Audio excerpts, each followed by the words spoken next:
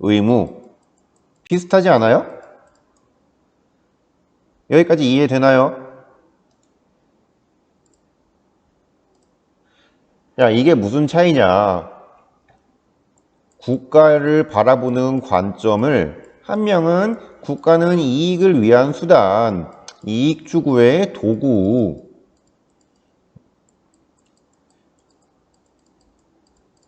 바라보는 관점이 있고 하나는 이런 게 있어요. 국민으로서의 의무다. 국가는 이런 수단이 아니라는 거예요. 가만히 생각해 보세요. 우리는 어찌 됐건 대한민국이 좋건 싫건 간에 대한민국에서 태어나서 살아요. 그러면서 우리의 모국어, 대한민국의 한글을 배워서 삽니다. 그리고 대한민국에서 형성된 문화에 적응해서 살아요.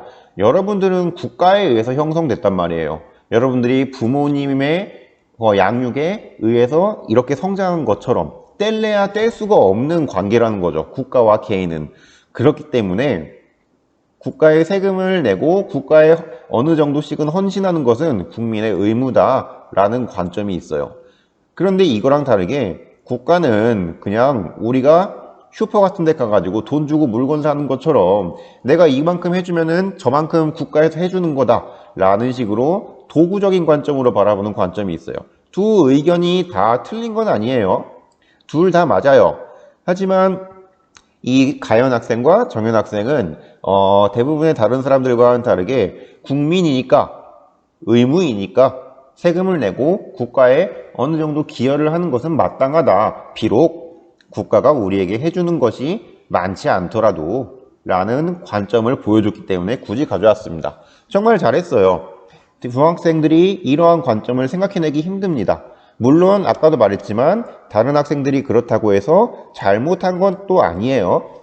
이 이익추구의 도구로서 바라보는 관점을 표현해냈기 때문이에요. 자, 선생님이 지난 시간에도 계속 설명을 했는데 도덕에는 보편적이고 정말로 절대적인 완벽한 그런 하나의 정답이 원래 있기는 어려워요. 어렵지만 그 어려움 속에서 여러분들은 자기와 다른 생각을 전해 듣고 그를 통해서 자기의 사고방식을 넓혀가고 더 나은 도덕적인 의견을 제시하고 그에 따라서 도덕적인 삶을 살아갈 수 있는 밑바탕을 이루면 됩니다. 여기까지 이해되나요?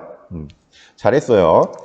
자, 두 번째 과제는 뭐 다들 잘 써줬어요. 어느 정도 도와줘야 하냐?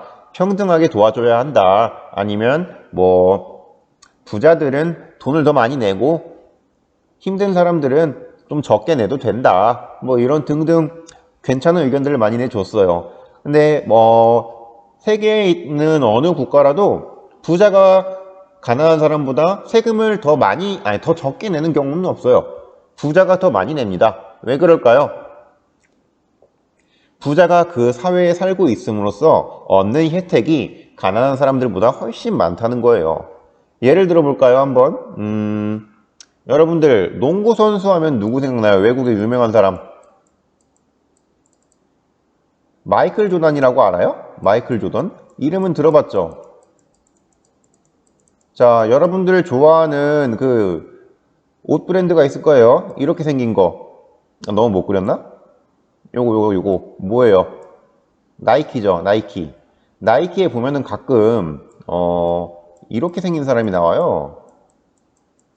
아이고, 이거 왜 이래? 자, 이거 뭐예요, 이거? 조던이죠, 조던. 이 나이키 브랜드 안에 자체적으로 갖고 있는 브랜드로 이 조던 브랜드가 있는데, 이 조던이 이 농구 선수예요, 이 농구 선수. 예. 이해되나요? 그만큼 유명한 거예요, 이 사람이. 자, 근데 이 사람이 농구를 잘함으로써 엄청나게 많은 부유함을 얻었을 거 아니에요. 그렇죠? 자, 그런데 만약에 이 사람이 농구가 인기가 없는 국가에서 태어났다고 한번 가정을 해봅시다. 그럼 이 사람은 자신의 그 농구 실력을 적어도, 물론 운동은 잘하겠지. 운동은 잘해가지고 다른 운동으로도 어느 정도 성공했을 수도 있습니다. 하지만 농구 선수를 하는 것만큼의 그 부유함을 얻어가지 못했겠죠. 이해되나요?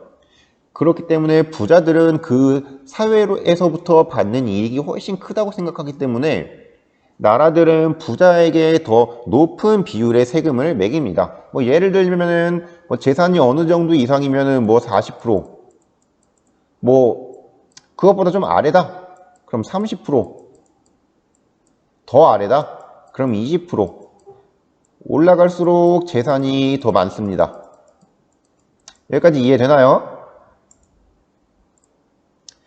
자, 그러면 이제 본격적으로 한번 수업을 나가 봅시다. 자, 교과서 가져오세요. 자, 교과서를 가져오면, 자, 도덕적 시민 단원에서 첫 페이지 한번 볼게요. 67페이지요. 67페이지 한번 볼게요. 맞나요? 67페이지? 선생님이 지금 교과서를 안 가져와가지고. 자, 67페이지 맞나요? 한번 확인하고 넘어갈게요.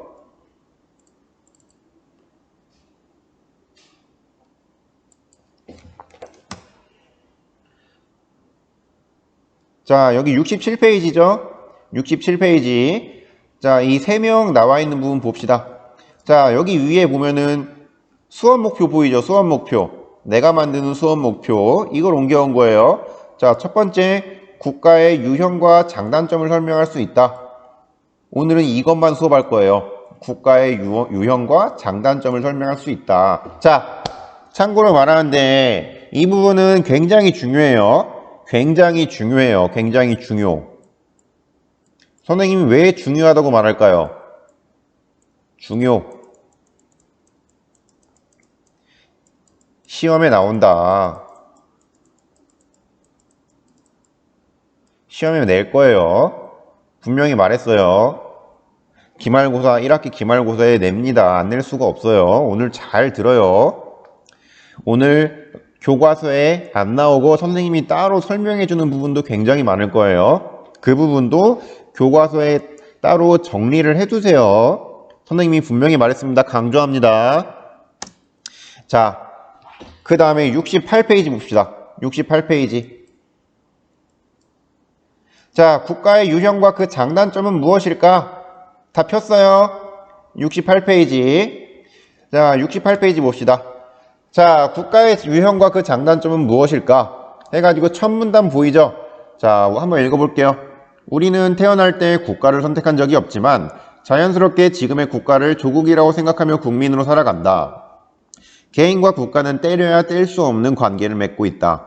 자, 여기서부터 좀 줄 치세요. 국가는 범죄자를 처벌하고 테러를 방지해 국민을 안전하게 보호하거나 국민이 살아갈 터전을 마련해 주기도 한다. 또한 우리가 공부할 수 있도록 학교와 같은 교육시설을 만들기도 한다. 이해되죠? 범죄자를 왜 처벌해요? 범죄자가 있으면은 일반 선량한 시민들에게 피해를 주고 심각하면은 목숨까지도 빼앗아가는 나쁜 사람들이기 때문에 처벌을 통해서 그런 사람들을 없애려고 하는 거죠. 자, 테러 뭐예요? 테러. 테러는 이런 거예요. 자, 9.11 테러라는 게 있었어요. 예전에. 여기 불나죠? 고층 건물인데 이게 미국에 있는 건물이었거든요. 그런데 여기 불난 지점 보이나요? 이 부분? 이 지점에 무슨 일이 있었냐? 비행기가 날아와가지고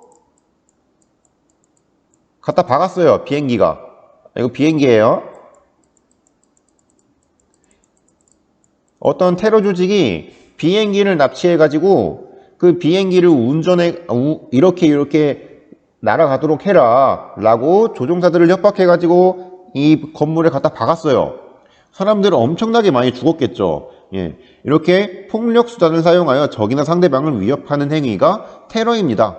이런 국가적인 테러로부터도 우리 국민들을 보호해주는 역할을 하는 거예요. 자, 그리고 우리가 여기 마지막에서 아래에서 두 번째 줄 봐봐요. 첫 번째 문단 아래에서 두 번째 줄 중간 또한부터 우리가 공부할 수 있도록 학교와 같은 교육시설을 만들기도 한다. 학교만 만들기만 할 뿐만이 아니라 여러분들 지금 원격 수업 듣는 거 그것도 하도록 학교에서 필요한 사람들에게 스마트 기기를 대여해 주기도 하죠. 어느 나라가 이렇게 스마트 기기를 대여해 주면서 공부를 시킵니까? 대한민국 참 훌륭한 나라예요. 자,